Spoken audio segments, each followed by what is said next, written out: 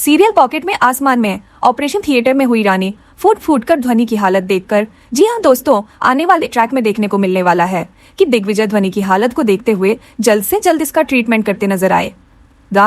और वह यहाँ पर सर्जरी कोई और नहीं खुद दिग्विजय करेगा।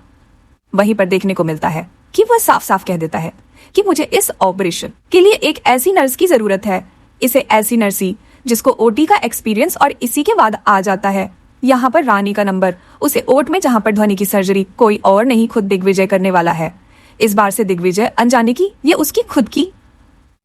ही बेटी है और इस बात से भी अनजान है कि जो नर्स उसकी हेल्प कर रही है वह कोई और नहीं खुद रानी है। देखने को मिलता है कि यहाँ पर रानी ओट में जैसे तैसे पहुंचे तो जाती है, लेकिन अपनी बेटी का ऑपरेशन होते हुए नहीं देख पाती। जैसे कि मेडिकल हॉस्पिटल में भी ऐसी टर्म्स कंडीशंस होती है कि खुद अपने परिवार के सदस्य की तब तक कोई इंसान सर्जरी या ऑपरेशन नहीं कर सकता है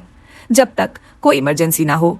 लेकिन देखने को मिलने वाला है कि यहाँ पर जो दिग्विजय ही जाने अनजाने में अपनी बेटी का ऑपरेशन करते नजर आता है, वहीं पर देखने को मिलने वाला है कि ध्वनि की हालत बहुत बुरी तरह से खराब हो जाती है और उसे होश नहीं आ रहा होता है। देख लीजिए, को भी समझ नहीं आता है कि आखिर वो हुआ क्या, क्योंकि सर्जरी तो बिल्कुल ठीक हुई है, लेकिन जब सर्जरी के बाद भी यहाँ पर ध्वनि कोई हलचल नहीं कर रही होती है और नीचे को होश आया होता है, तो यहाँ पर रानी पूरी तरह से डर जाती है और यहाँ पर मास्क हटाकर पूरी तरह से फूट फूट कर रोने लग जाती है और दिग्विजय को कहती है दिग्विजय अपनी बेटी को बचाओ। ध्वनि की हालत को देखते हुए ध्वनि के लिए यहाँ पर रानी दिग्विजय के सामने अनजाने में गाल डालेगी। 5 साल पुराना सर्च लीजिए ये हमारी बेटी और दिग्विजय के हाथ में जो औजार होते हैं ऑपरेशन थिएटर के, वह गिर जाते हैं। यहाँ पर एक जो उसका असिस्टेंट होता है इस सर्जरी को संभालते हुए नजर आता है और सर्जरी बिल्कुल ठीक हो चुकी होती है, लेकिन शायद ध्वनि को अपनी माँ पापा दोनों का ही प्यार मिलना है और इसीलिए ऑपरेशन थिएटर में ही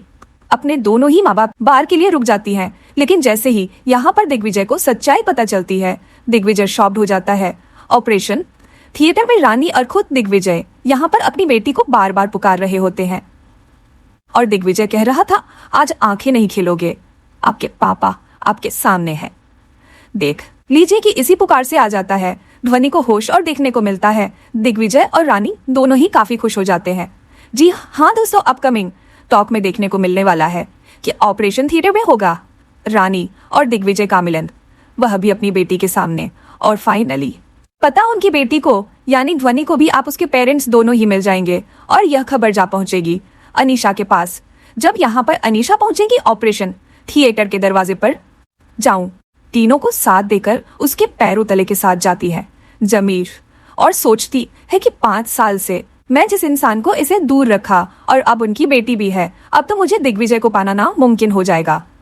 देखना दिलचस्प होगा कि यहाँ पर हो चुका है मिलन, लेकिन कहानी अब क्या नया मोड़ लेती है, इसके लिए भी बने रहे हमारे साथ, जिसके अपडेट्स जल्दी कर हाजिर होंगे।